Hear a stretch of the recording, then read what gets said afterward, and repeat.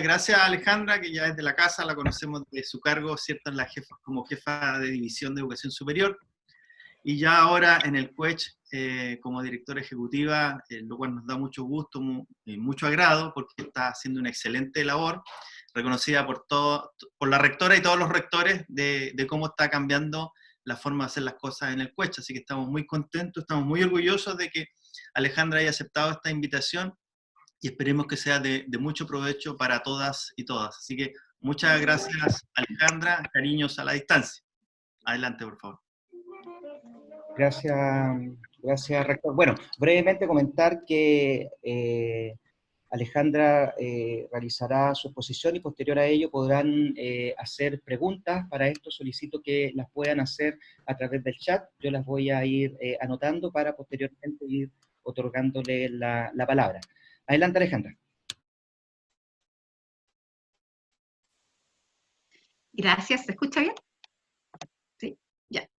Hola, muy buenos días. Es un gusto estar con ustedes así en esta modalidad de distancia. He tenido la oportunidad de participar presencialmente, ¿verdad?, en varias actividades en la universidad y siempre es un agrado poder compartir con ustedes. Ha sido siempre tan amables conmigo, el rector, sus palabras, muchas gracias por eso, a Ezequiel lo mismo, pero no solo a las autoridades, sino que en realidad todas las personas que he conocido en la universidad siempre han sido muy, muy amables y han valorado lo que yo les pueda transmitir, así es que les agradezco muchísimo esta invitación, les agradezco muchísimo la participación, ya veo que van más de 60 personas, así que estoy impresionada con la participación, no es fácil, digamos, dedicar un par de horas, ¿verdad?, a escuchar presentaciones que a lo mejor no están tan directamente ligadas con lo que uno hace cotidianamente, sino que son más del contexto, del espacio en que nos movemos, pero obviamente nos quitan un rato, digamos, de nuestras preocupaciones, y sé que todos están con muchísimo trabajo, así es que les agradezco mucho la participación y ojalá que lo que podamos conversar hoy día sea del interés de cada uno de ustedes. Como decía Ezequiel, la idea es hacer una presentación, ojalá no muy extensa, para que no se aburran mucho, que tiene que ver básicamente con los desafíos que nos, diría yo, más que imponernos, sino que se generan, se abren, ¿verdad?, a partir de específicamente la Ley de Universidades Estatales. Tuve la oportunidad hace un tiempo atrás de estar compartiendo con un grupo de funcionarios de la universidad en unas sesiones más extensas, ¿verdad?, un día y medio, en que hablamos mucho más de la Ley de Educación Superior, nos fuimos más al foco del aseguramiento de calidad y todo la nueva institucionalidad y los desafíos que implica la Ley de Educación Superior. Y en esta oportunidad me pareció que, dado un poco lo que está pasando, ¿verdad?, en nuestro país y en el mundo en general, entender bien cuál es el rol de las universidades del Estado en este contexto, me parece que es muy importante.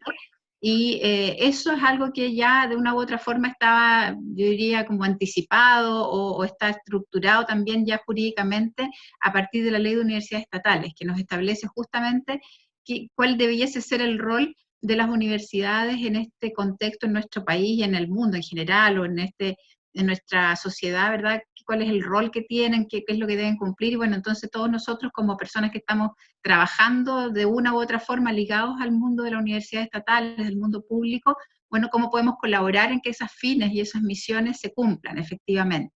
Eso es un poco el objetivo de lo que yo quiero contarles hoy día, transmitirles. Y para eso va a ser una revisión un poco de lo que establece la ley. No se preocupen que no vamos a ir viendo la ley así previamente como normas, digamos, sino que más bien su espíritu, cuáles son sus objetivos, cuáles son los contenidos, en el fondo, en definitiva, que ella contiene. Así que para hacer esto más fácil, ¿les parece que voy a compartir una presentación? Así que usando esta tecnología, vamos a poner la presentación que no está desde el principio. Ahí. ¿Se está viendo? Alguien que me haga una señita, por favor, porque yo sé que se demora un poco. Sí, ya. La vamos a poner en pantalla. Ahí. Ya, entonces, como les decía, voy a poner mi teléfono aquí para poder ver el tiempo, para no demorarme demasiado. Como les decía, la idea acá es justamente los desafíos y oportunidades, si se llama, digamos, para las universidades estatales en este marco de la nueva legislación, como les cuento, centrándonos básicamente en la ley 21.094, que es la ley de universidades estatales. Antes de entrar a la ley directamente, yo creo que es importante importante recordar, porque esto en el fondo tiene todo que ver con cómo es finalmente el articulado, es decir, cuando uno en general se hacen reformas legales o reformas de políticas públicas, siempre hay que partir, digamos, de sus objetivos para ver después y analizar, quizá y es parte de lo que podemos conversar, si esos objetivos se lograron cumplir o se están cumpliendo finalmente con esa normativa, porque a veces uno plantea, digamos, las autoridades, ¿verdad?, plantean ciertos objetivos, o en la sociedad en su conjunto se plantea ciertos objetivos, y bueno, desgraciadamente la discusión legislativa, las discusiones políticas hacen que uno tenga que ir transando algunas cosas, ¿verdad?, y no siempre se logran finalmente cumplir necesariamente todos los objetivos que se han propuesto al partir en un proceso de reforma. Entonces, si nos retrotraemos y nos vamos hacia varios años atrás, digamos 4 o 5 años atrás, uno puede, de los documentos, de los antecedentes que están asociados a todo el proceso de reforma educacional, no solo de educación superior, sino que a todos los niveles, en el gobierno de la presidenta Bachelet, estos son básicamente lo que uno encuentra en términos de cuáles eran los objetivos o lo que se buscaba al hacer los cambios que ustedes conocen, ¿verdad?, los cambios legislativos que se instalaron, no solo les digo, como les digo, en educación superior, sino que también en el mundo escolar, y ahí hay casos que es muy, muy notorio o muy emblemáticos, digamos, cómo se avanzó en este sentido. Lo primero es que la educación es un derecho social fundamental, y ustedes saben, esto es algo que, si bien está reconocido formalmente, digamos, en nuestra Constitución, no es algo que las normativas posteriores, o sea, en el fondo, la práctica y la normativa con la cual debiese ejercerse este derecho, no lo han reconocido como tal. El derecho a la educación siempre ha estado supeditado o limitado por otros derechos que son más bien de carácter comercial o de carácter económico, como es la libertad de enseñanza, por ejemplo, la libertad de emprendimiento.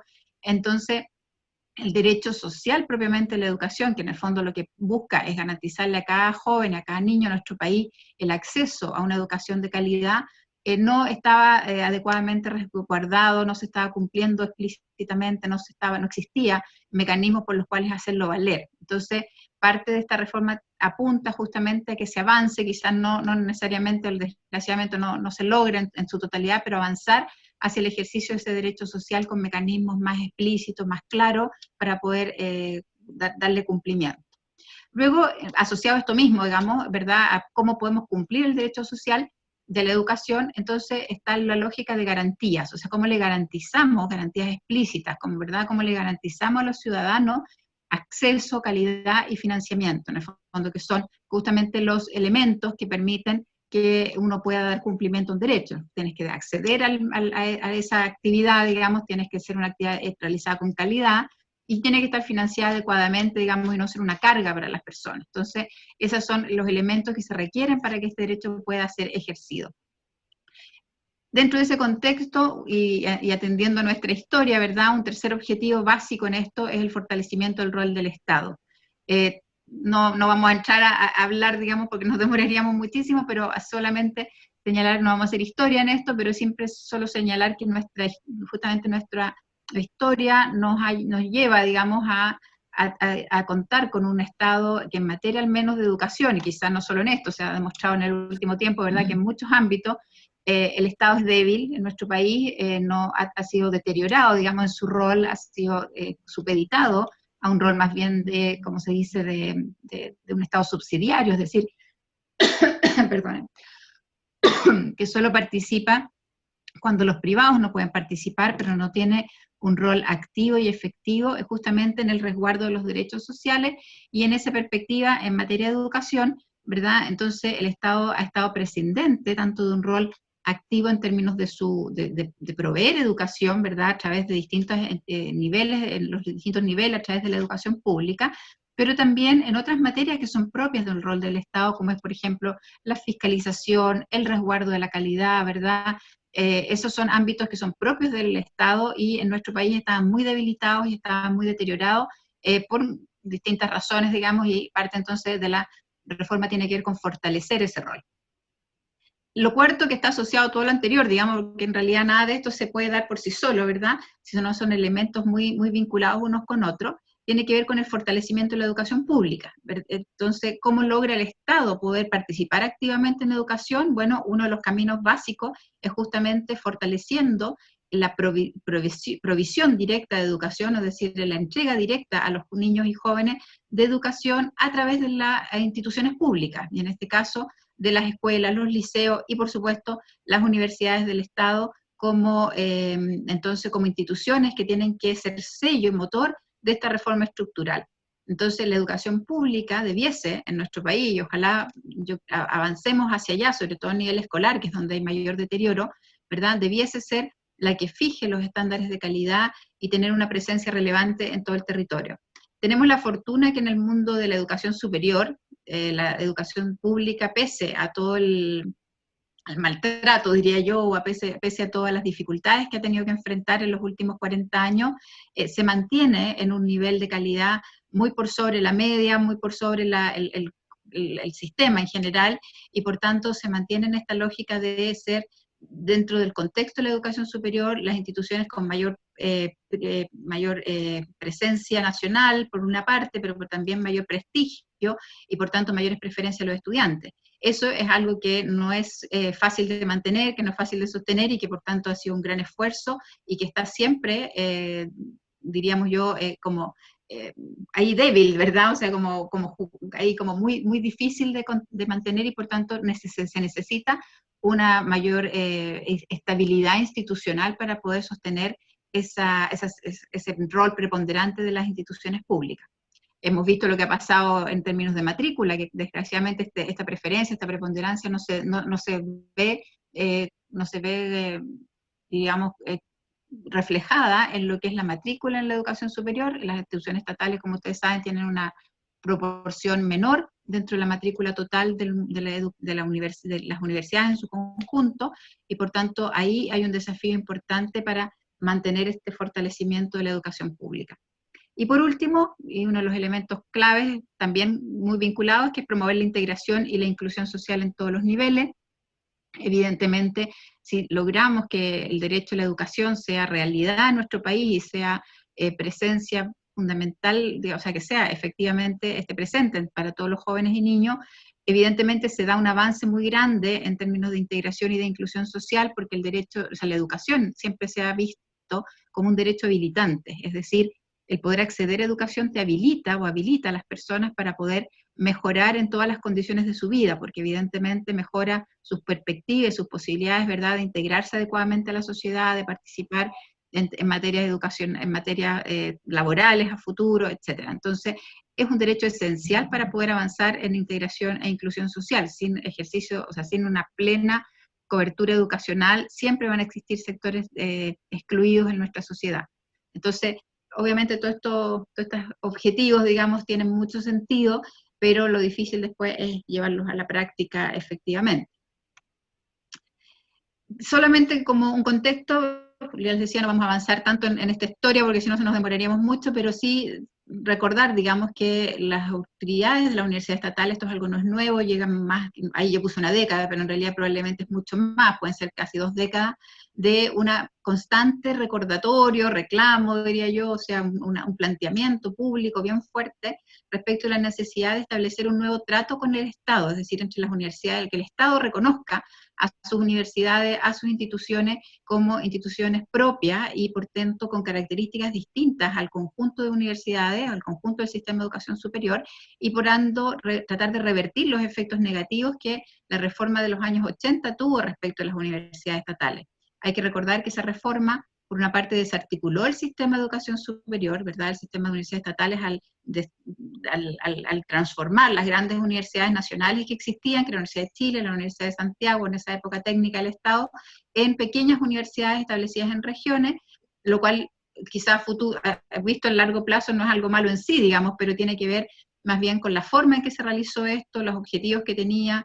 Se generó una enorme debilidad institucional en su momento, grandes asimetrías presupuestarias, las instituciones no nacieron en igualdad de condiciones, no fueron desarrolladas de la misma forma, y desgraciadamente eso todavía se arrastran, digamos, consecuencias de esas diferencias, y es parte de lo que se está tratando recién ahora de resolver, pero tiene que ver con su origen histórico. Y por supuesto, Este conjunto de instituciones, además, no solamente se vieron reducidas y limitadas en su acción, sino que además fueron enfrentadas a un conjunto nuevo de instituciones que surge, ¿verdad?, que son las instituciones privadas en este mercado de la educación superior que se establece a partir de la reforma del 80, y deben competir en desigualdad de condiciones, porque tienen que competir por los estudiantes, por los fondos concursables, por los docentes, ¿verdad? Y eso va implicando que estas instituciones tienen dificultades para crecer, empiezan a ser relegadas, diríamos, a un rol minoritario en términos de número, en términos de matrícula, en términos de tamaño, porque evidentemente tienen mayor complejidad para enfrentar los desafíos del mercado porque no están establecidas ni estructuradas, digamos, como instituciones de mercado, sino que como instituciones de educación superior propiamente tal. Entonces, contando con ese origen, digamos, tenemos ahora un nuevo escenario en términos de cómo avanzar en esta materia, porque la idea es que justamente la aprobación de las leyes en educación superior nos permite enfrentar de distinta manera estos desafíos. Entonces, ¿cuál es este nuevo escenario? Tenemos dos leyes, como decía Ezequiel hace un rato.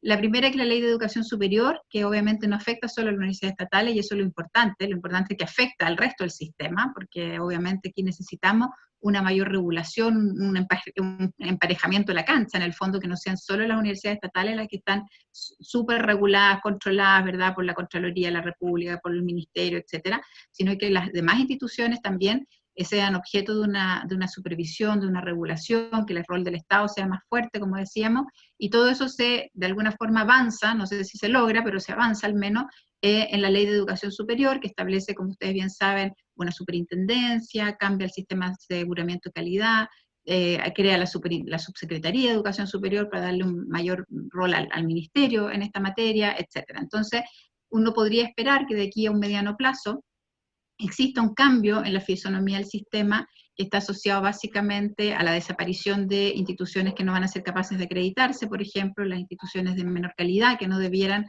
acceder a la acreditación obligatoria van a tener que desaparecer, no como hasta ahora que se pueden mantener ahí, como yo digo siempre, medias submarinas, ¿verdad?, submarineadas, están escondidas y nadie sabe de ellas, y uno de repente escucha así como, oye, esta universidad pensamos que había desaparecido hace tiempo y todavía existe. Y tenemos más de 100.000 estudiantes en instituciones no acreditadas hasta ahora, digamos. Entonces, esa situación es algo que hay que corregir, evidentemente, porque son chicos que en general son de bajos ingresos o personas que están tratando de trabajadores que, digamos, que tratan de acceder a educación vespertina, y por tanto es necesario que haya un control respecto de la calidad del servicio educacional que ellos reciben. Y además debería cambiar también desde el punto de vista de las políticas públicas, no solamente de la existencia o inexistencia de las instituciones, sino que también justamente en teoría, ¿verdad?, debería controlarse los temas del lucro, ¿verdad?, con las normas que se establecieron al respecto, y debería entonces cambiar un poco la lógica con la que funcionan las instituciones, sobre todo privadas. Luego tenemos un segundo elemento en este nuevo escenario, que es la ley específica de las universidades estatales, que lo que viene a hacer es establecer un marco jurídico que permita a estas universidades mejorar sus estándares de calidad académica, de gestión institucional, trabajar colaborativamente, contribuir al desarrollo del país, etc. Y esto lo vamos a ver con más detalle. Entonces, ¿qué rol asume el Estado a partir de esta reforma? Yo creo que esto es re importante. A veces uno lee estas normas y dice, pucha, estas son puras declaraciones, bonitas intenciones, etcétera, y sí, a veces suenan así un poco porque no son tan concretas, ¿verdad? No es una enumeración de funciones que tenga el Estado, sino que más bien son los principios que establece la normativa respecto a cómo el Estado tiene que actuar, pero sí permiten que al existir legalmente, uno tiene la posibilidad de hacer exigible estos principios, y después tiene que haber, obviamente, distintas políticas públicas, distintos programas, distintas normativas más concretas que vayan aterrizando estos principios y que vayan haciéndolos reales. Entonces, existe este avance, digamos, al menos al estar declarados explícitamente. Entonces, en la ley de universidades estatales, en primer lugar, se reconoce el derecho a la educación explícitamente y se traslada a esta ley lo que es la declaración del Convenio de Derechos Económicos y Sociales, la Declaración Internacional de los Derechos Económicos y Sociales, que establece que la educación debe ser asequible para todos y que los países tienen que promover, ir avanzando, digamos, hacia una provisión gratuita, incluso a nivel de educación superior. Luego se establece que el ejercicio de este derecho el Estado lo tiene que proveer directamente, o sea, está obligado en el fondo ahora el Estado no puede prescindir de las universidades estatales, no podría un gobierno decir no quiero que existan universidades estatales porque tendría que modificar esta ley, porque la ley señala que el Estado debe proveer el derecho, o sea, debe entregar educación a través de sus instituciones de educación superior, y a través de sistemas de acceso, obviamente, que estén basados en criterios fundados en la capacidad de los estudiantes, el mérito de los estudiantes. Esto es importante porque en el fondo se mantiene en nuestro país, en nuestra legislación, la lógica de que si bien es un derecho la educación la superior, me refiero, es un derecho, sí es distinto que la educación escolar, porque la educación escolar es universal, y ahí no puede haber ningún tipo de discriminación o de selección. En cambio, en el caso de la educación superior se mantiene la lógica de que es un derecho que está vinculado o asociado al mérito de los estudiantes, y por tanto también se establece, digamos, la posibilidad de que las instituciones desarrollen ciertos procesos selectivos que evidentemente no pueden ser discriminatorios, que tienen que estar basados en hechos objetivos o en elementos objetivos de mérito, pero pueden existir, digamos, distintas exigencias o distintos niveles, y por eso hay instituciones más selectivas que otras, o instituciones que fomentan exclusivamente la formación técnica, digamos, que tiene otras características y que no requiere, digamos, esta selectividad.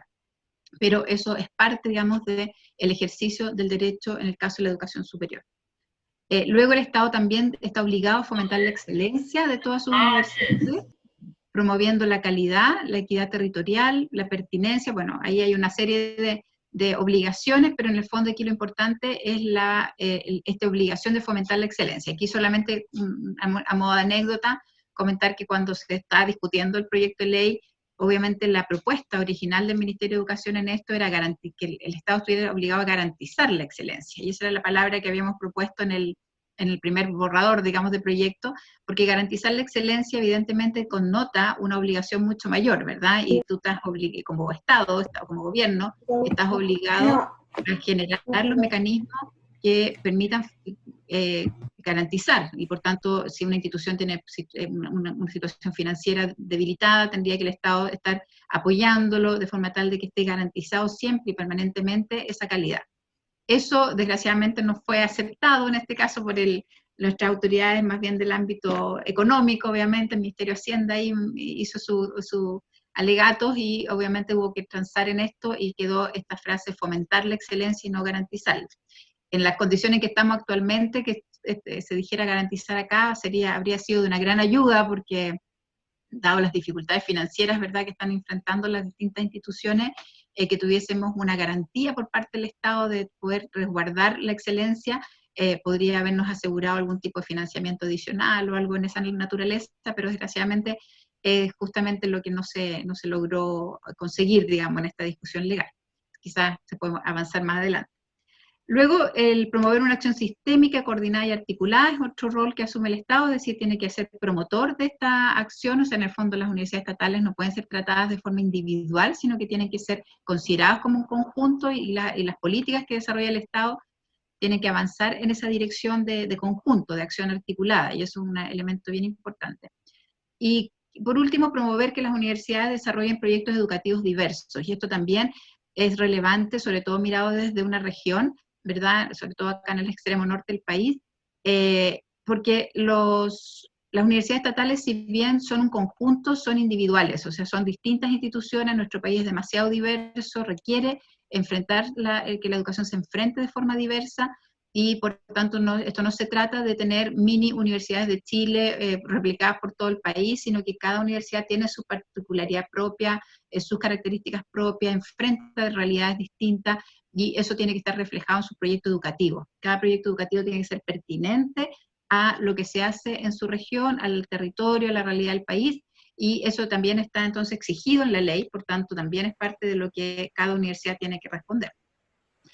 ¿Qué se espera de las universidades del Estado entonces en esta ley? Esto es relevante porque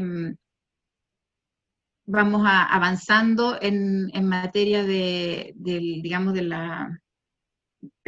lo que se espera. Entonces, ¿qué se espera? Básicamente es la misión. Las universidades estatales tienen una misión definida por ley, que está descrita aquí en estos 3 puntos. básicamente cultivar, desarrollar y transmitir el saber superior, como dice aquí, de las diversas áreas del conocimiento. Esto está asociado a toda la parte más bien de la formación, ¿verdad?, de la investigación, en el fondo, cuál es su rol, el rol de la universidad respecto del ámbito de conocimiento académico. Luego hay una segunda línea de trabajo que está más asociada al vínculo de la universidad con la sociedad, que está definido acá como contribuir a satisfacer las necesidades e intereses generales de la sociedad, colaborando como parte integral del Estado, integrante del Estado en todas las políticas, etc.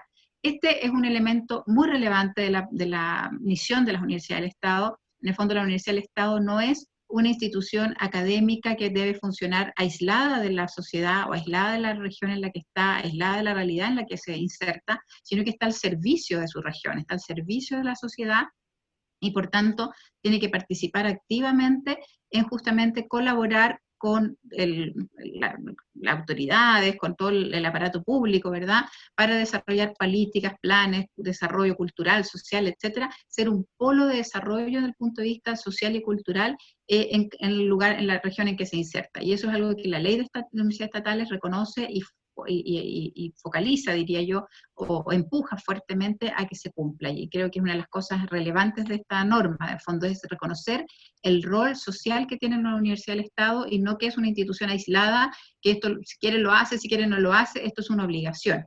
Y por eso es tan relevante. Luego tenemos la tercera, que a mí también me parece muy pertinente, muy adecuada, que tiene que ver con la formación de los jóvenes, pero que no es, si ustedes se fijan cómo está esto reflejado, cómo está escrito, no es formar profesionales, es formar personas, que obviamente tiene una gran diferencia, ¿verdad? Evidentemente las universidades están formando profesionales de la mejor alta calidad técnica, profesional, con todos los conocimientos, pero no basta con eso lo puede hacer cualquier universidad. Lo importante es que la universidad estatal, además de formar al profesional, tiene que formar personas que tengan estos principios que están establecidos en la ley.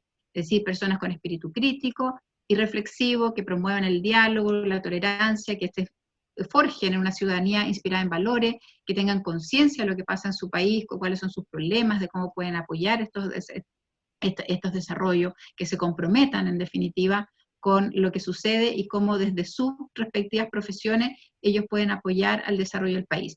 No pretendemos que todos los egresados de una universidad estatal tengan que trabajar en el sector público o al servicio público, obviamente van a estar muchos de ellos insertos en el mundo privado, pero es distinto insertarse en el mundo privado desde una perspectiva individualista o en la cual solo importa el beneficio individual de la persona, que estar inserto en el mundo privado desde una mirada de participación también en el bien común y en el interés de lo que a la sociedad le sucede. Esto parte desde poder pagar los impuestos, ¿verdad? Y no andar buscando formas de eludir impuestos, porque sabemos que eso es algo que es necesario para la sociedad, hasta obviamente los aportes que se pueden hacer en un trabajo más vinculado al mundo público. Entonces, tiene que ver con reconocer la importancia de nuestra participación en una sociedad y no en una mirada tan individual de la vida.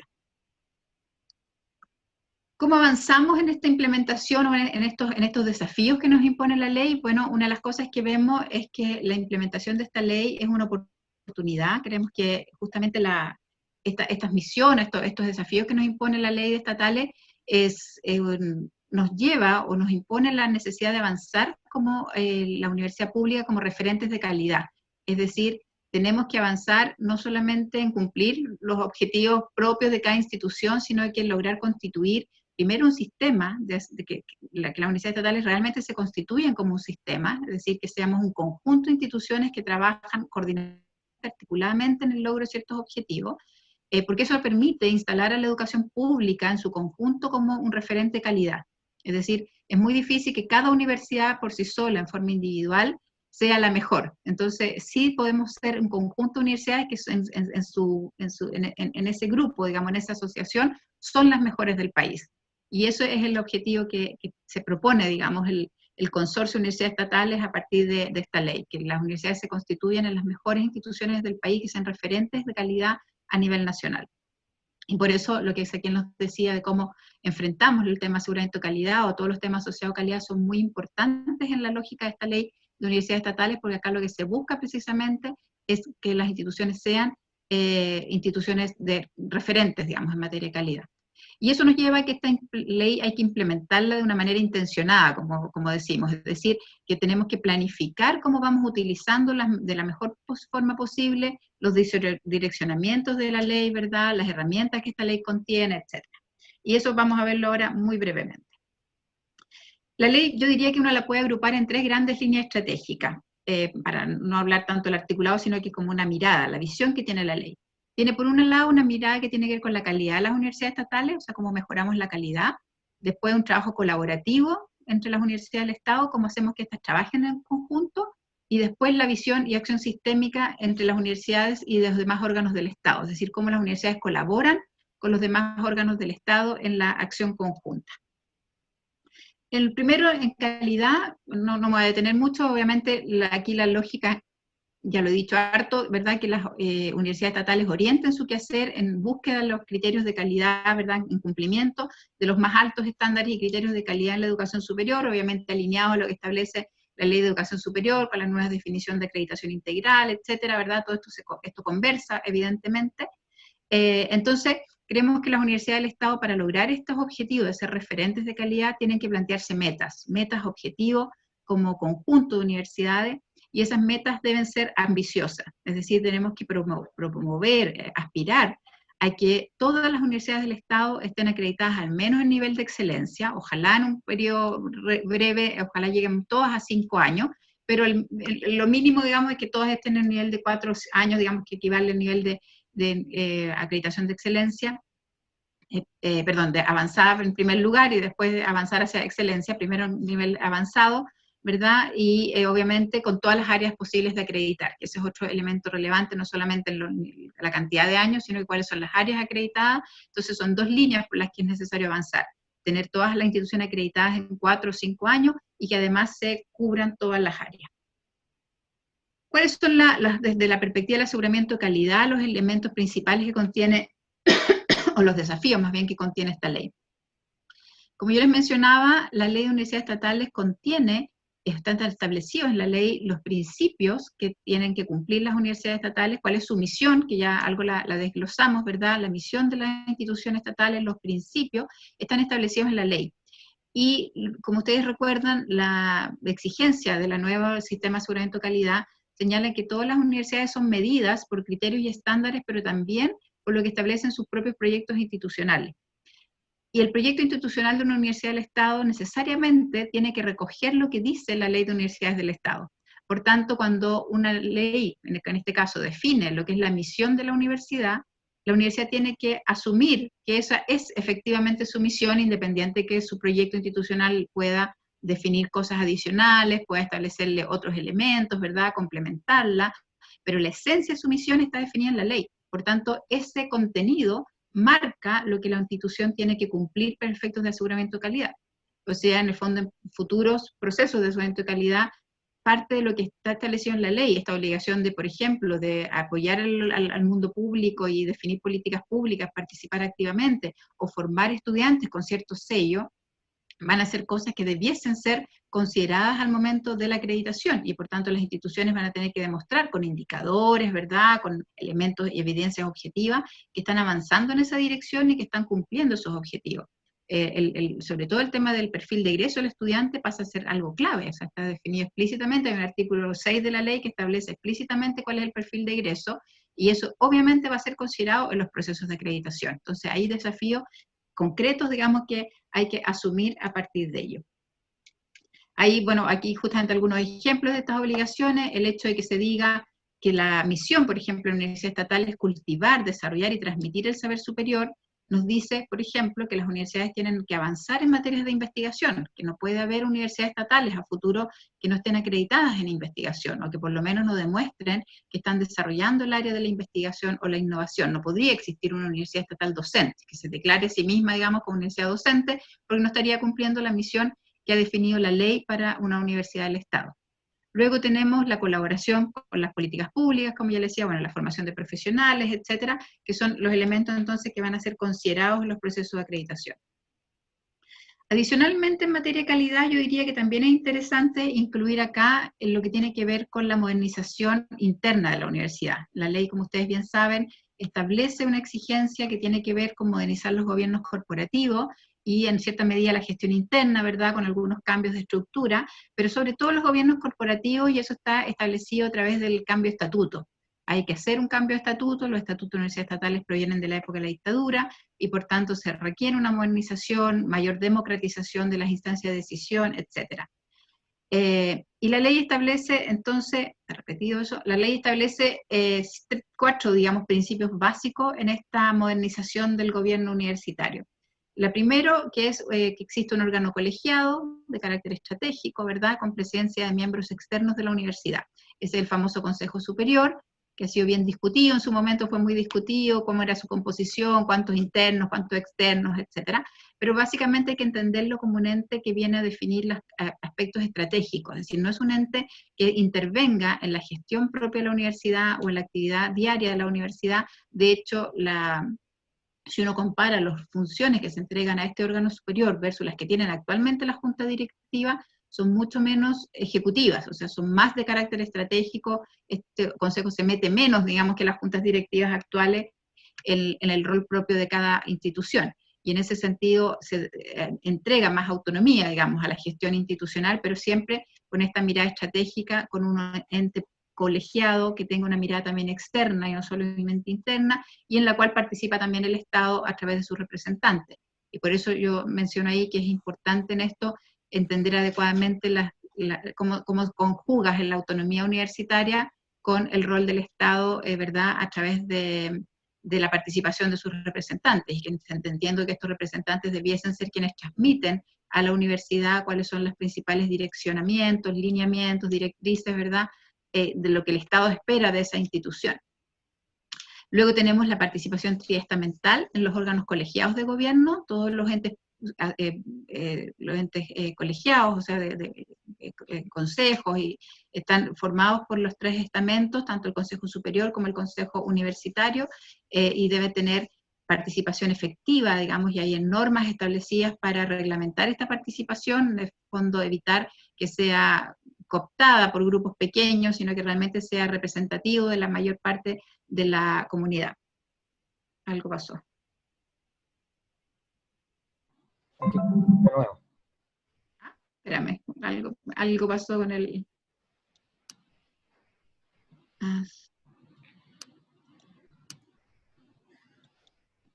no sé, no me deja. Te comparto yo, a ver. Sí, no sé qué pasó. Me dice...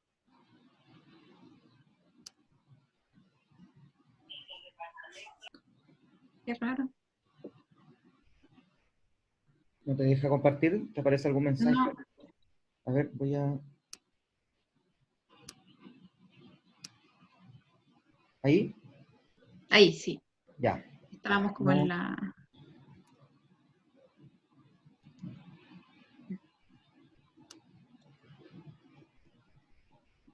Una antes, yo creo. Acá. No, una antes. Sí, ya. Por ahí sí, ahí está. Sí. Ya, acabamos, sí, ponle el... Gracias, no sé qué pasó. Ahí sí. Acabamos de ver lo del gobierno colegiado, o sea, el cambio de estatutos, ¿verdad?, el gobierno corporativo de la institución. Simplemente cerrar ese punto señalando que es relevante entender que este cambio estatutario no tiene solamente que ver con las autoridades superiores, sino que también con el rol que la comunidad representa al interior de la institución. Ahí contarles que tenemos en este momento un dilema, digamos, un problema, porque queremos solicitar una ampliación de plazo. O sea, los rectores, digamos, están pidiendo una ampliación de plazo para efectos de poder trabajar en esta materia, dada la contingencia actual, obviamente, que esta modificación estatutaria cuente con los reales niveles de participación que sean considerados necesarios, que la propia ley reconoce. Sin embargo, estamos limitados por el tiempo, entonces estamos trabajando ahí para que a través del Ministerio de Educación y los parlamentarios se pueda ampliar este plazo de elaboración de los estatutos, porque de lo contrario no va a poder contarse con la participación suficiente. Luego, ya para avanzar, el segundo eje estratégico que yo les mencionaba, que es el trabajo colaborativo. Bueno, aquí básicamente es avanzar en la construcción de un conjunto, una acción conjunta entre las universidades del Estado, es lo que hemos llamado el sistema de universidades estatales, cómo logramos que en general todas ellas trabajen de manera conjunta en diversos proyectos, ¿verdad?, a través de acciones colaborativas. La ley establece un largo listado de materias en las cuales se puede trabajar colaborativamente, no son obligaciones, digamos, son ideas, pero que realmente si uno las lee, hacen mucho sentido porque todas ellas son ámbitos en los cuales se puede avanzar mucho mejor si se trabaja de manera colaborativa que en forma individual. Y además la ley nos provee dos herramientas, diríamos, para poder avanzar en este proceso, que es el Consejo de Coordinación de Universidades del Estado, que es una entidad creada en la ley, y el plan de fortalecimiento, obviamente, que son recursos, y que son recursos que si bien no son tan abundantes, digamos, sí permiten instalar esta lógica de trabajo de colaboración porque financian proyectos justamente desarrollados en red o en conjunto de instituciones. Y por tanto, lo que van a lograr en teoría es que esto quede instalado como una cultura, digamos, de trabajo colaborativo. Dale. Ya, simplemente, obviamente esto es bien básico, ¿por qué es importante trabajar en colaboración? Aquí hay tres razones en el fondo y que tienen que ver con los objetivos de largo plazo. Primero, queremos, ¿verdad? Dijimos hace rato que queremos que las instituciones estatales sean todas de la mejor calidad posible y tenemos que reconocer que eso todavía no se logra, que somos un conjunto heterogéneo de instituciones, que algunas están más avanzadas en su desarrollo que otras, y este trabajo conjunto ayuda a que las instituciones, por eso está entre comillas, digamos, la palabra no es la mejor quizá, pero esto de emparejarse entre sí, poder hacer un sistema más homogéneo en que las instituciones puedan transferir capacidades de unas a otras, apoyarse en su desarrollo, eso va a permitir que de una manera más rápida, ¿verdad?, se pueda llegar hasta niveles equivalentes de calidad. Luego tenemos el funcionamiento de red aumenta globalmente la eficiencia de las universidades estatales, es decir, si nuestro sistema es competitivo, y eso es algo importante reconocer, no vamos a poder eliminar la competencia, ¿verdad? Porque tenemos que competir, y ustedes compiten permanentemente por recursos, por los estudiantes, etcétera. Pero si hay que competir, es más lógico que el conjunto de universidades estatales compita con el resto del sistema, y no que compitan entre ellas. Entonces, cambiar un poco la mirada también de, a ver, somos un conjunto, nosotros entre nosotras vamos a colaborar, y eso nos hace más fuertes para competir con el resto del sistema, ya sean las universidades privadas, las universidades tradicionales, lo que sea. Entonces, ese también es una razón importante. Y lo tercero tiene que ver con algo más simbólico, digamos, y es cómo logramos que el país reconozca y que se refleje una identidad propia de las universidades estatales, ¿verdad?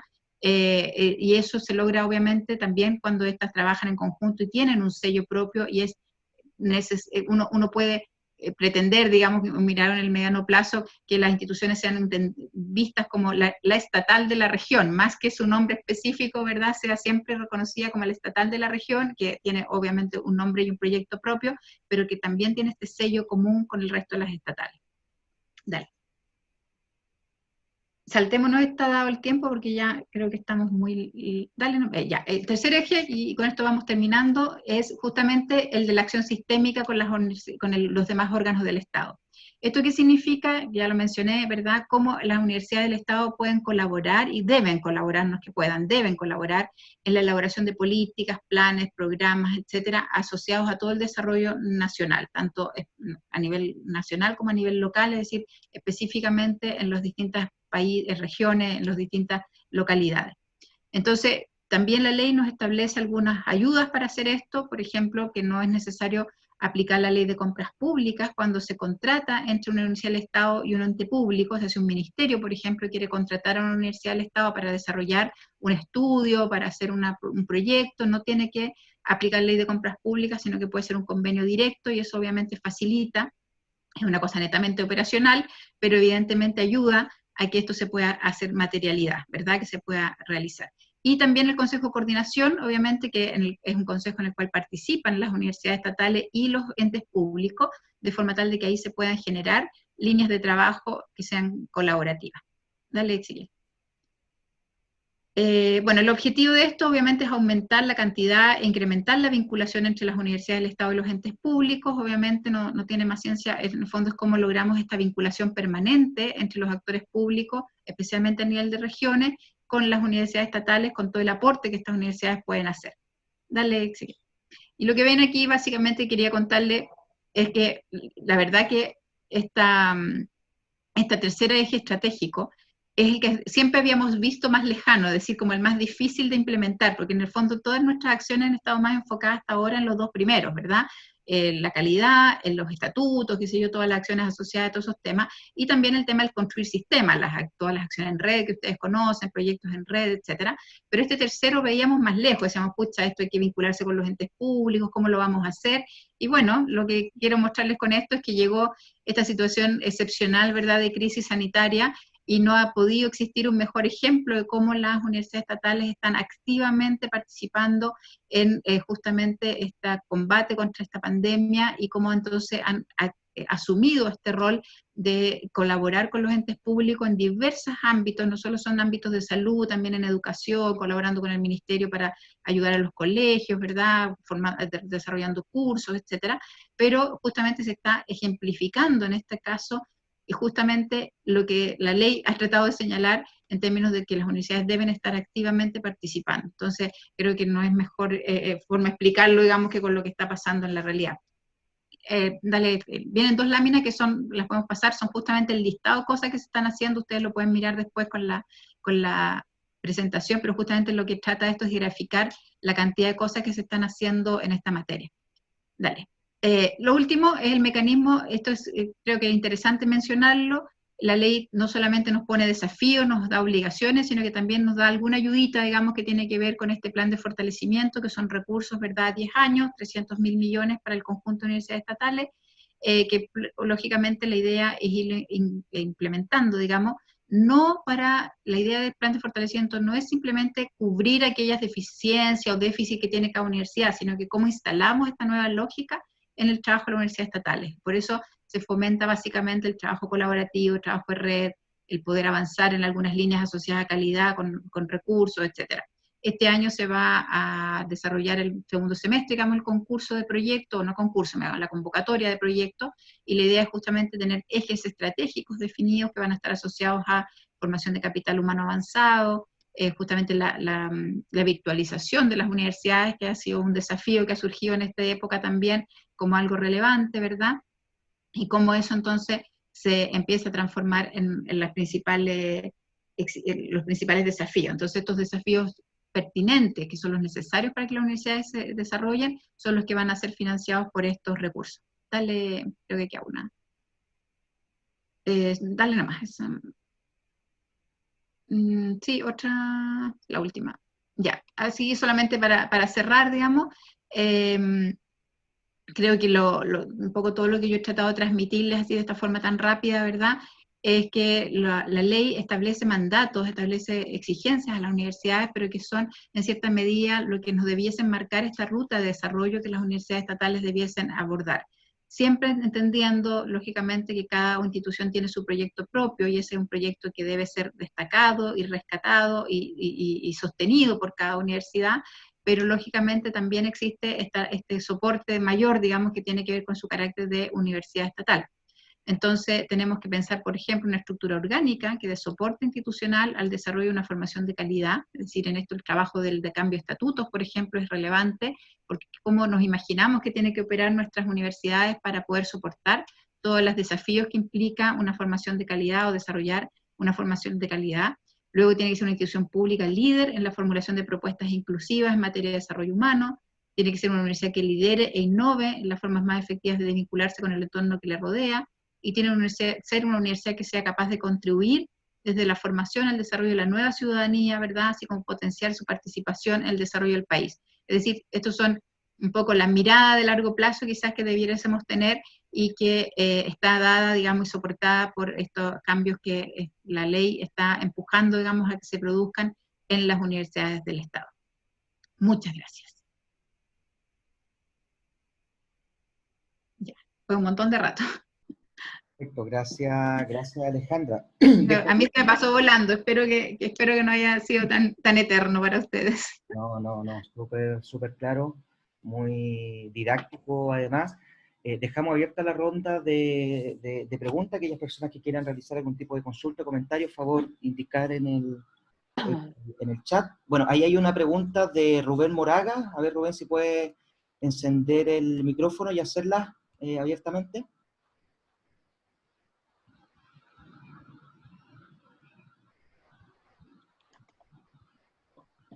Sí, hola.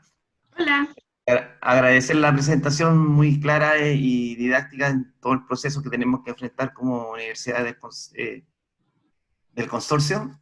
Mi preocupación va por otro lado en términos de lo que tiene que ver con el sistema de aseguramiento y con los estándares que hay se tienen que definir. Yo me recuerdo que se hizo un proceso el año pasado en el cual se realizó, se trabajó, se difundió, pero en el contexto actual que estamos viviendo de crisis y estado de catástrofe que tenemos, ¿no es cierto?, la situación financiera de todas las universidades del consorcio de universidades del Estado, ¿no es cierto?, que tiene por una parte problemas estructurales, como tú bien lo planteas, Alejandra, por el tipo de financiamiento que tienen las universidades estatales. Segundo, ¿no es cierto?, por los problemas actuales que nos produjo el COVID, los menores ingresos en matrículas, mayores gastos, ¿no es cierto?, y el desequilibrio económico estructural que tienen todas las universidades del Estado. Y el tema que vamos a enfrentar hoy día, porque supuestamente los estándares, lo que tengo entendido, tienen que ya definirse este año y se estarían discutiendo por septiembre, por ahí, me parece. Deberían quedar definidos. No sé si estoy bien en la fecha que manejo. Eso se debería discutir en el Parlamento, no sé, eso quedar definido. Y eso implica una carga bastante fuerte para la Universidad del Estado, porque significa implementarla, significa rediseñar, diseñar nuevos mecanismos, y al final significa lucas para las universidades del Estado también implementar eso. Y en el contexto actual de financiamiento que tenemos en todas las universidades del Estado es complejo.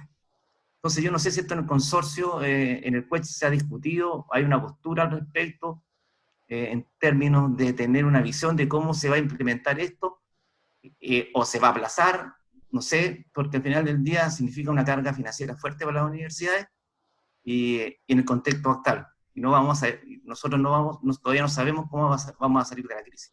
Esa es mi consulta, si se ha discutido este tema. Gracias.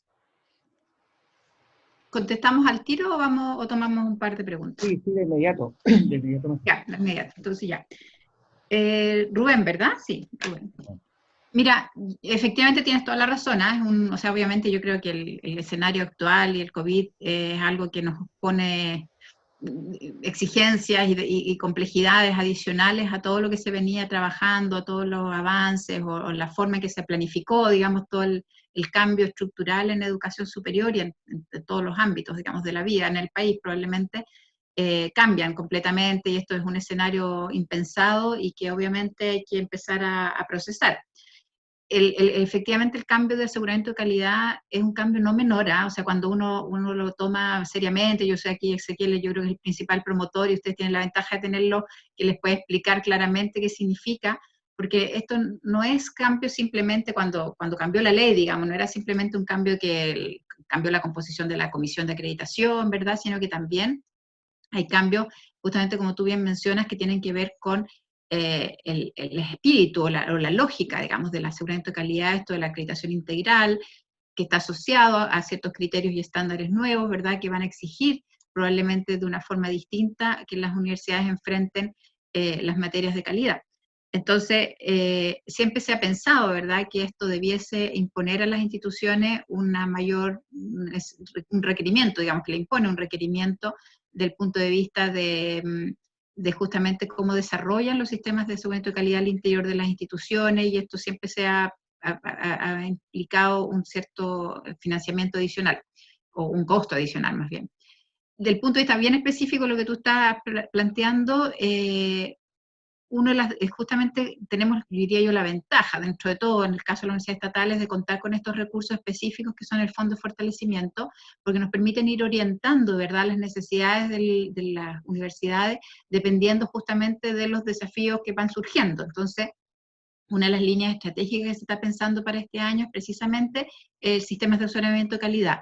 No es la lógica de cómo enfrentamos las brechas, o sea, no es como que nos den plata para ir a solucionar el problema que nos dijo la sanidad que teníamos, sino que generar proyectos que estén asociados a cómo se instala al interior de la institución todo lo que tiene que ver con sistemas de aseguramiento de calidad, con los mecanismos necesarios para controlar la calidad, etcétera. Desde esa perspectiva hay algún aporte ahí, digamos. Ahora eso no va a solucionar o necesariamente va a corregir los problemas que la universidad tenga respecto a las nuevas exigencias de criterios y estándares. Entonces, de una perspectiva más sistémica, yo tengo la impresión de que tiene que haber, o sea, de hecho el presidente de la CNA ya lo ha dicho, va a haber una mirada un poco más, ¿cómo decirlo de alguna forma? Yo creo que adaptativa, digamos. Obviamente la CNA como ente responsable va a tener que aplicar todos los aspectos de aseguramiento de calidad el próximo año, nuevos criterios y estándares, de una forma adecuada al contexto en que nos encontramos, de hecho. O sea, como universidades estatales estamos tratando, por ejemplo, de que se posterguen no solamente las acreditaciones 2020, sino que también las 2021.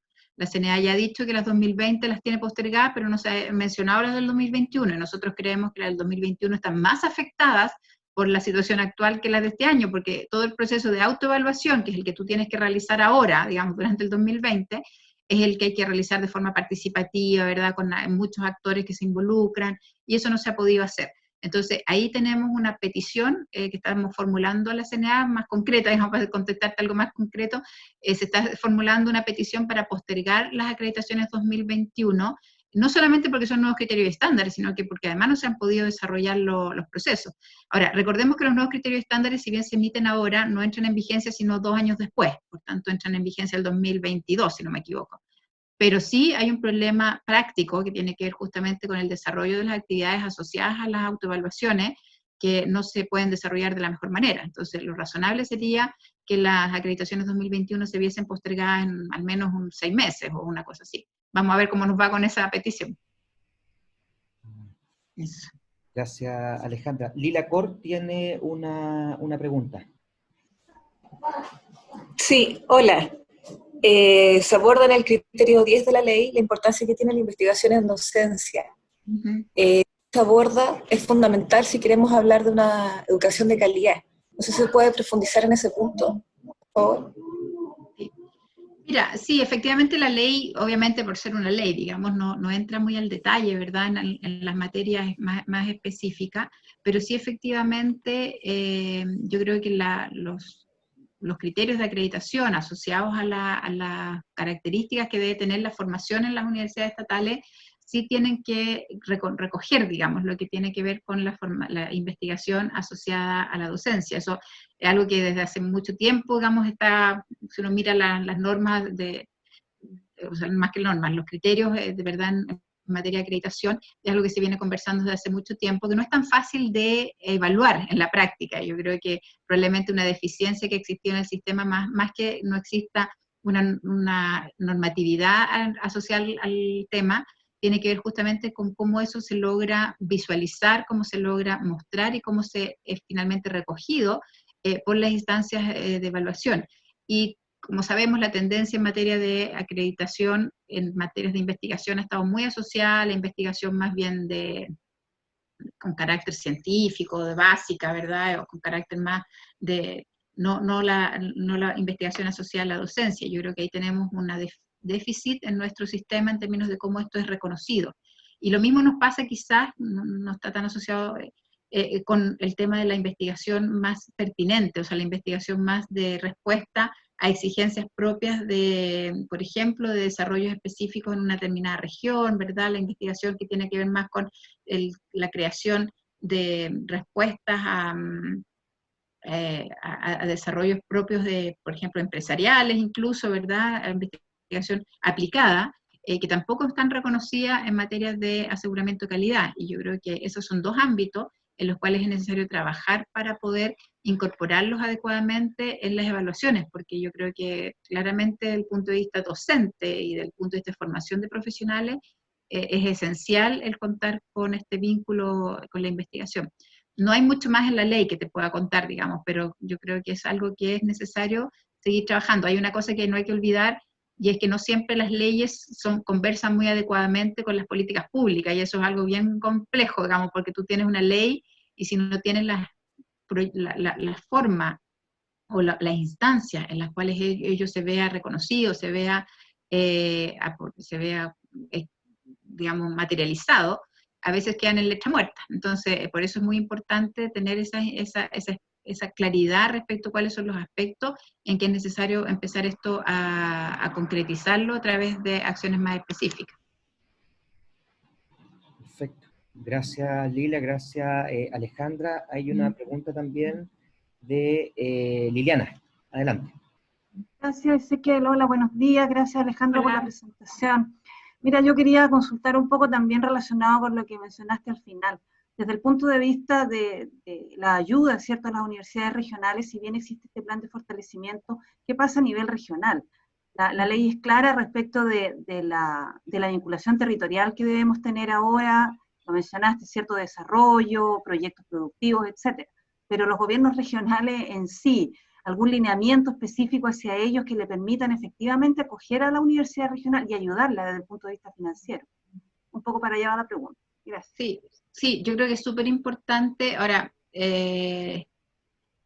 mira, desgraciadamente las leyes no siempre recogen, o sea, como materializan o concretan todas las líneas que las cuales uno quisiera que estuviesen al detalle, ¿verdad? Entonces esta ley, como es una ley más bien marco, lo que hace es decir, bueno, usted como universidad está obligado a vincularse con su región, a trabajar conjuntamente con los actores regionales y con los actores públicos sobre todo, pero no, claro, pero no establece la obligación para hacia el otro lado, digamos, no establece una obligación a los actores públicos de decir ustedes deben trabajar y deben apoyar y deben colaborar con la Universidad del Estado. Entonces, más bien, es como desde las universidades se logra hacer ese vínculo para que se pueda conseguir ese vínculo, esa interacción. Yo creo que ahí hay un espacio de trabajo que tenemos que abordar y es parte del trabajo justamente de este consorcio, digamos, de cómo de manera conjunta podemos avanzar en ir mostrándole a los actores públicos las ventajas de trabajar con la Universidad del Estado. Por ejemplo, este hecho de que no haya que usar la ley de compras públicas. Puede sonar una tontera, pero la verdad es que cuando tú tienes que hacer una licitación y tienes que no sé qué, ¿verdad?, para poder contratar un servicio que te va a demorar 6 meses para un determinado estudio que tú necesitas urgente, pucha, es mucho más efectivo hacerlo con una universidad estatal que la contratas directamente y en un mes ya tienes el contrato, etcétera. Entonces, eso es parte del trabajo que nosotros tenemos que hacer y justamente lo teníamos, de hecho, dentro de nuestro plan de trabajo del año, de poder hacer un vínculo con los consejos regionales, con los distintos, e incluso ellos tienen una asociación, en lo cual precisamente lo que queremos es ir a mostrarle y socializar un poco cuál es la forma de vincularse con la universidad estatal, las ventajas que tienen, bueno, obviamente mostrar un poco cuáles son las fortalezas de la universidad en cada región, de forma tal de decir, mira, aquí está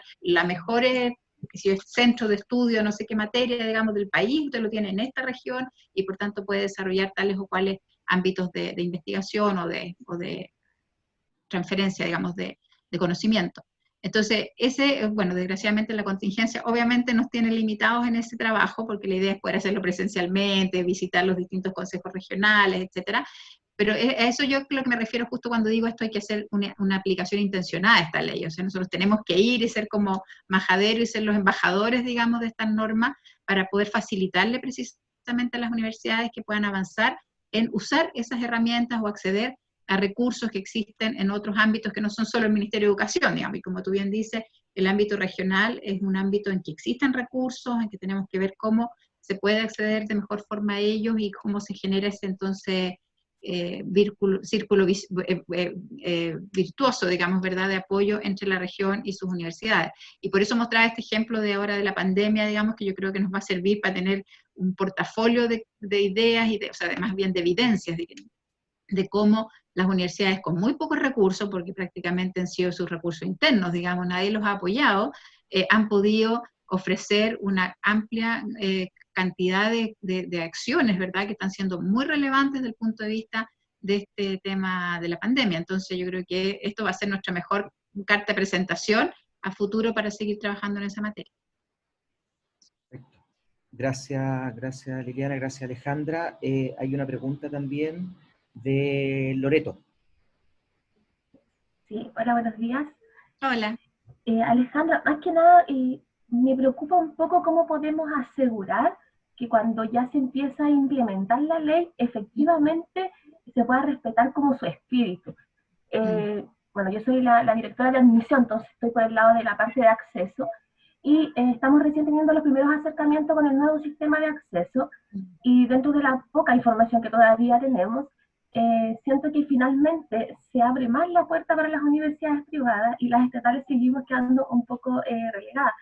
Como universidad estatal, por el tema de gratuidad, no tenemos una mayor opción de crecimiento, pero no hay ninguna regulación o no se ve nada que sea lo mismo, por ejemplo, para las universidades privadas. incluso algunas regulaciones que había logrado el Consejo de Rectores, donde las privadas adscritas habían logrado generar un sistema donde los programas, por ejemplo, vespertinos, habían tenido que incorporarlo dentro de su matrícula para que tampoco excedieran en la oferta. Ahora también se da libertad en ese sentido. Entonces, siento que no se potencia ahí un poco lo estatal, incluso hasta en el arancel que hay que pagar, estamos todos al mismo nivel, o sea, le tenemos que pagar al mismo ministerio, y como universidad estatal estamos al mismo nivel de todos. Entonces, ¿cómo se puede hacer, o a lo mejor no sé si hay algún tipo de medida como para tratar de potenciar que efectivamente se cumpla y que las universidades estatales efectivamente tengan un privilegio de alguna manera? Por algo somos estatales y el Estado debería de alguna manera, de esa manera, como darnos alguna posición especial, por decirlo de alguna forma. Sí, difícil pregunta. Mira, efectivamente, bueno, las normas tienen un espíritu, como tú bien dices, y uno tiene que tratar de que ese espíritu sea el que prime, digamos, al momento de tomar decisiones de cómo se van implementando.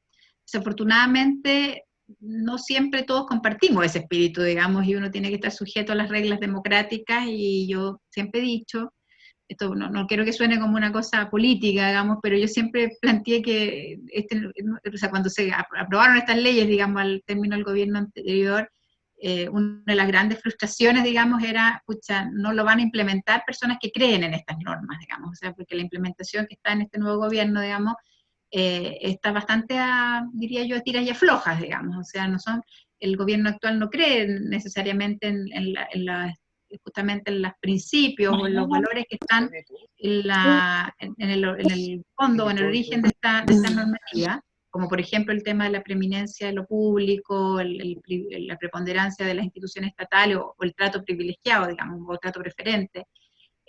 Justamente más bien el principio que aplica es el de la igualdad a todo evento, digamos, y es lo que tú estás muy bien señalando, por ejemplo, en estas normas específicas respecto a la admisión.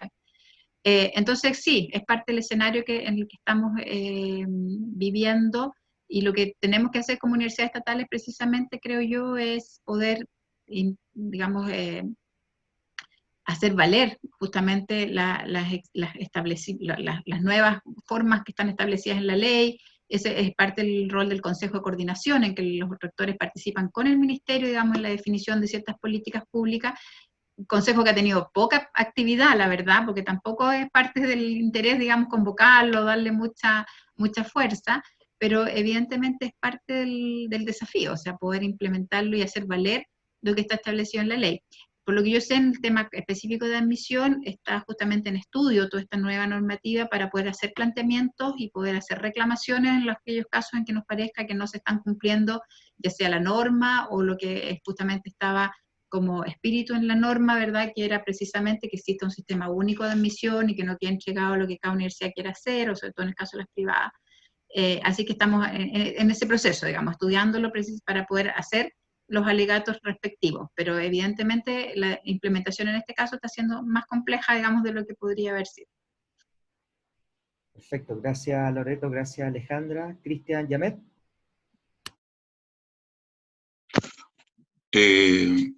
Hola, bueno, felicitar a Ezequiel por la iniciativa, a ti Alejandra por la exposición muy esclarecedora. Quisiera preguntar respecto a cuánto pesa en esta nueva ley, para el proceso de acreditación que define tener un sello propio como institución pública regional, ¿cierto? Y específicamente de Tarapacá, o más bien manejarse con una definición genérica de institución pública, estatal, etc. Eso.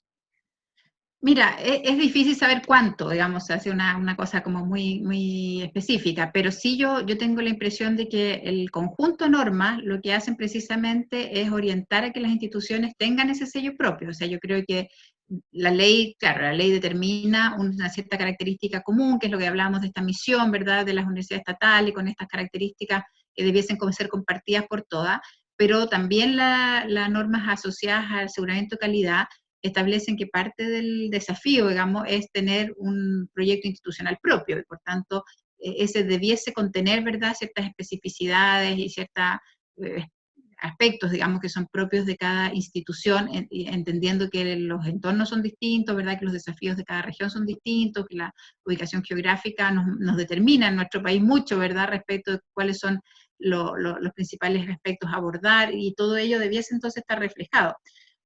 Ahora, con el sistema de aseguramiento de calidad siempre es tan difícil saber, digamos, cuánto eso puede importar o no, digamos, si va a ser valorado o va a ser al final casi en contra. La verdad es que, desgraciadamente, el sistema de aseguramiento de calidad es en mi opinión, esto es muy personal, sigue siendo todavía un debe, digamos, en términos de tener una mayor objetividad, una mayor claridad en los procedimientos, en las normas, etcétera.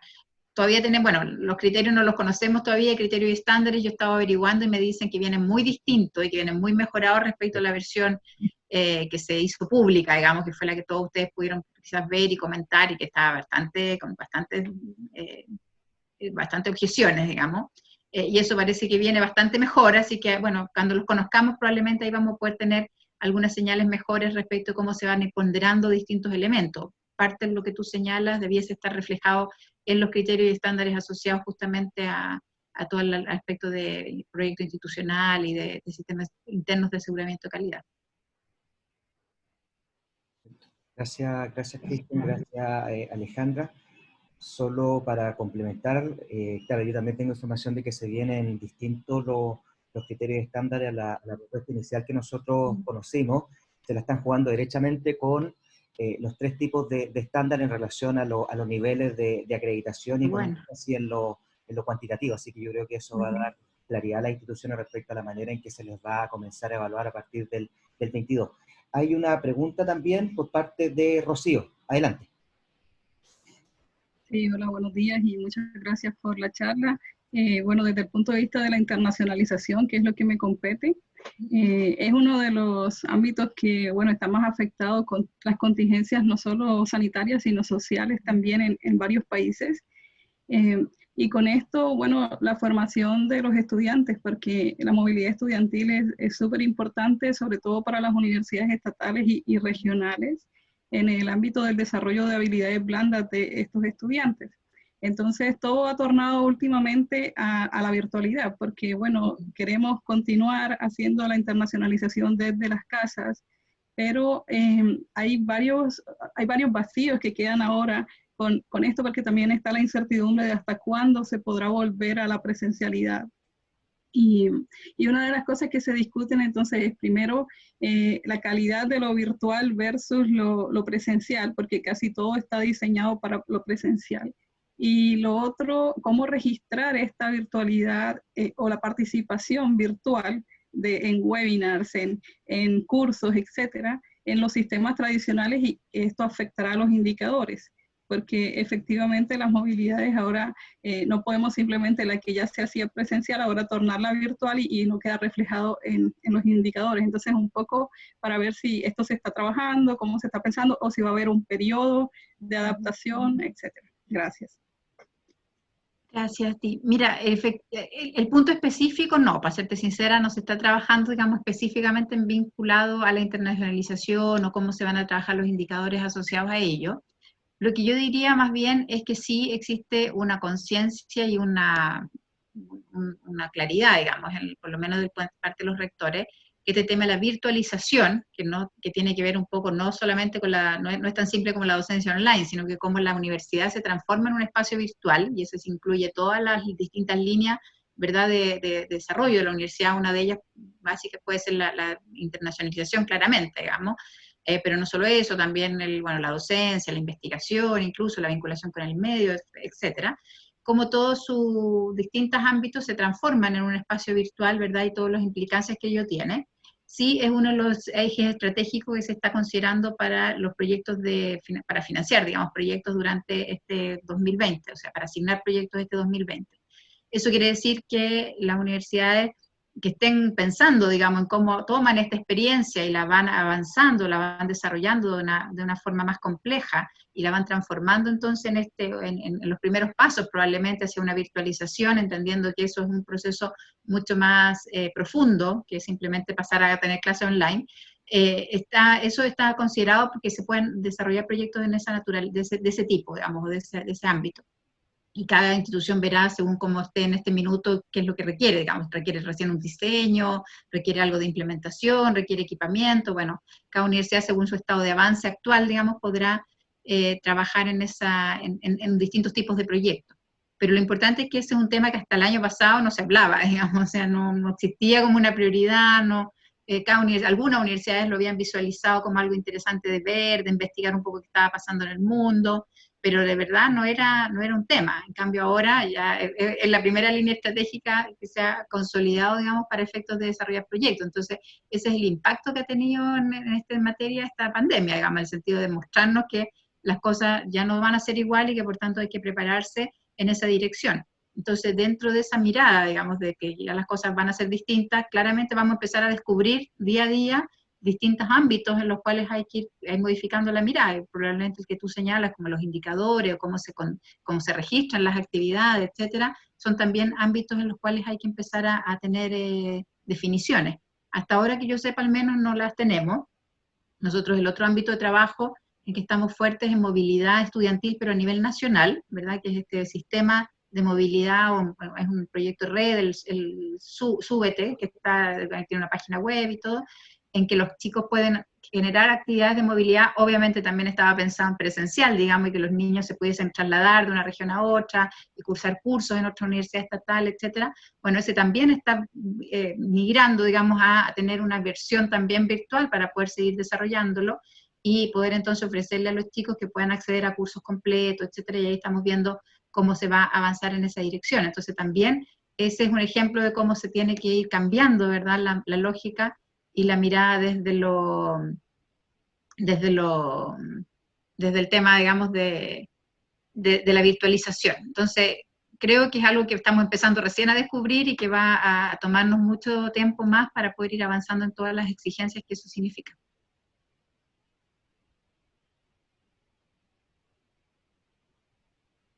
Perfecto, gracias Rocío, gracias Alejandra. Bueno, bueno, Miguel Araya quiere hacer un comentario. Adelante, Miguel. Aló, sí, buenos días. Hola, buen día. A todas y a todos. Agradecer a ti, Alejandra, por la presentación. Yo quisiera hacer un comentario, y que generalmente suele ocurrir. Hay una infografía en tu presentación, la cual asocia a la Universidad de Tarapacá, a la región de Tarapacá, y a la Universidad Arturo Prat. Y como ejemplo, la Universidad Arturo Prat, en este periodo, por lo que estamos pasando, ha hecho bastante aquí en la región. Disculpa, pero no podía evitarlo para que, no sé, pues se pueda corregir. Muchas gracias. Súper. Sí, solo aclarar que esa infografía fue tomada directo así de un diario, yo la puse ahí como para mostrarlo. Perfecto. Sí, no, la hice yo. Era solamente para que fuera más bonito y no fuera todas letras, digamos, y le puse el mapita ese que estaba muy bonito, pero en realidad ni siquiera me fijé en lo que tú señalas, que es un importante comentario. Pero efectivamente ese es de un diario que salió justo hace 2 días.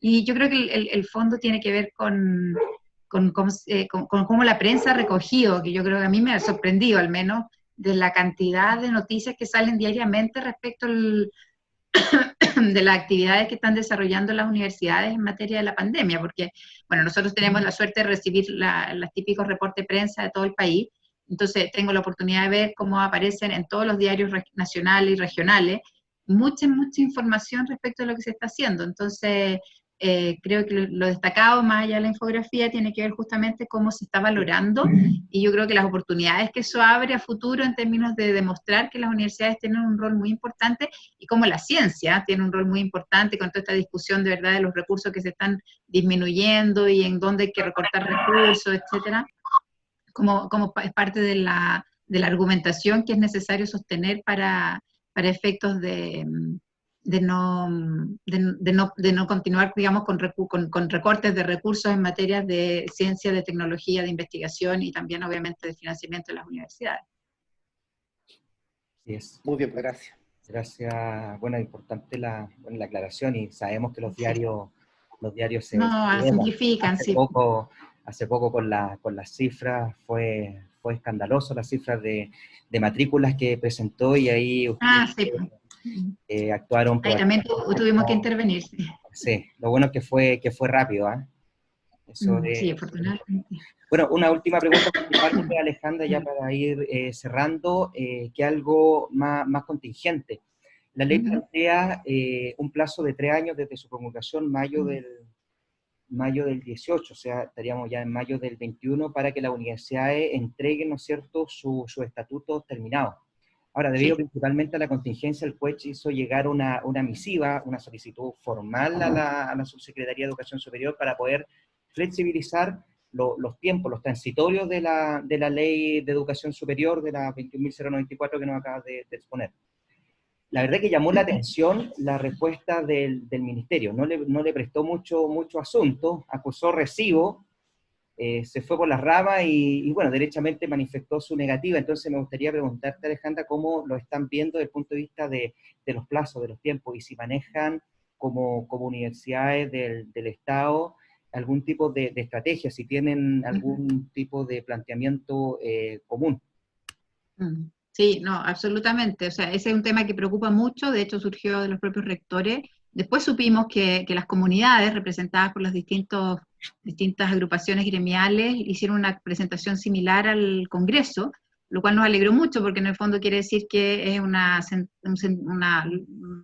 mirada, digamos, que ha sido común desde los rectores y también las comunidades respecto a que se requiere más tiempo para hacer este trabajo, digamos, que no es una cosa que se quiera chutear hacia adelante o que no se le dé la importancia, sino que por el contrario, es para justamente poder hacerlo bien y con la participación que la ley pide, que se pide este plazo adicional. Como tú bien dices, el ministerio fue raro porque no dijo que no, sino que dijo, bueno, mientras tanto la norma está vigente y por tanto hay que cumplir los plazos, pero no se hace cargo que le corresponde a ellos generar la modificación de la norma. Entonces es como, claro, está vigente, pero ¿quién se hace cargo de que se cambie? Entonces, desde esa perspectiva, sí, existe la inquietud, digamos, de que esto se va a continuar trabajando en el sentido de que pedir al ministerio de ser más explícito, decirle, a ver, nosotros lo que queremos es que usted promueva un proyecto de ley que modifique el artículo y que nos dé un año adicional, y que el ministerio diga sí o no, digamos, y no esta cosa como tan ambigua. Así que yo creo que va a haber una nueva petición. Y también la estrategia clave que en paralelo a eso es a través de los parlamentarios, pues gestionar una presión política, digamos, a través de los parlamentarios. Ahora, desgraciadamente, esta norma es de iniciativa exclusiva del Ejecutivo, porque tiene que ver con estructuras de un órgano público, como son las universidades estatales. Así es que no se podría generar el cambio normativo por iniciativa parlamentaria, pero sí la presión al menos, digamos, de que a todo el mundo es razonable, que habría voluntad política, hacer un fast track, digamos, de modificar una norma, que lo único que tienes que hacer es cambiar 3 por 4, digamos, y darle un año adicional al plazo. Así es que yo creo que debiésemos tener buenas noticias, digamos, si es que el ministerio, a menos que no haya voluntad política del ministerio, que eso ya sería dramático, digamos, porque sería como explícito decir, no, sabe que no nos interesa que las comunidades participen, hagan el estatuto como bien pueda y preséntenlo, lo cual sería súper fuerte, digamos, desde un punto de vista más de lo que significa, digamos, para las comunidades de las universidades estatales trabajar en sus cambios estatutarios. Sería como bien feo, digamos, no sé cómo calificarlo, pero sería bien complejo, digamos, desde el punto de vista político. Bueno, súper. Que el ministerio se pronuncie, porque la verdad que los plazos se van acercando rápidamente y sobre todo debido a la contingencia vemos que muchas universidades están en complicaciones de cumplir con lo que estipula la ley. No, claramente esto no es una prioridad en este minuto, o sea, yo creo que las instituciones independientes que podamos volver a la presencialidad hacia el segundo semestre, cuando se regrese, yo me imagino que va a haber tantas cosas que solucionar, tantos problemas que están acumulados, ¿verdad? Y tantos desafíos, sobre todo de lo académico y lo administrativo, que no va a haber mucho espacio ni mental ni de tiempo para poder preocuparse del cambio de estatutos. Entonces, y la gran parte de perdón, la mayoría de las universidades estaban planteando procesos bien participativos, o sea, además de las comisiones que ya estaban operando, la idea es que hubiese plebiscitos finales en que la gente, toda la comunidad se pronunciara sobre las propuestas, etcétera. Entonces eso requiere tiempo de preparación, requiere procesos que no son simples, digamos, de desarrollar. Así es que no es una petición de plazo porque seamos flojos y no queramos trabajar, digamos, sino que porque realmente se necesita. Exactamente. Bueno, agradecer nuevamente, Alejandra, por tu tiempo, por tu enorme disposición de compartir con nosotros. Gracias por la claridad y sin duda creemos que esta exposición van a ser valiosos insumos para reflexionar sobre el presente y también el futuro de nuestra universidad en relación a este nuevo panorama, lo cual va a alterar sin duda y está alterando las funciones universitarias en el marco de estas dos nuevas leyes. Gracias a todas y todos los asistentes, dejarlos invitados también a las próximas actividades de la Dirección General de Calidad. Este ciclo de charlas va a continuar, esperamos nosotros por lo menos tener una presentación mensual. Así que eso, gracias nuevamente Alejandra. Gracias a ustedes, poder despedirme de todos, gracias por la participación muy activa y nada, pues ojalá que les haya servido. Ezequiel tiene la presentación, así que el que le interese ahí se la pide para que la puedan repasar, revisar, y si quieren compartirla, yo feliz de que esto se pueda difundir lo más posible. Así que muchísimas, muchísimas gracias, como siempre, todos muy, muy amables. Perfecto. Gracias, Alejandra. Gracias a ustedes. Gracias. Nos vemos, que estén muy bien. Y a cuidarse, seguir cuidándose, Sí, lo más claro. importante. No, muchas gracias por la presentación. Chao. Bueno, chao, chao, que estén bien todos. Chao, que Muchas gracias. Gracias. Chao, chao. Gracias. Muchas gracias, adiós. Universidad Arturo Prat, la universidad que quiero, acreditada.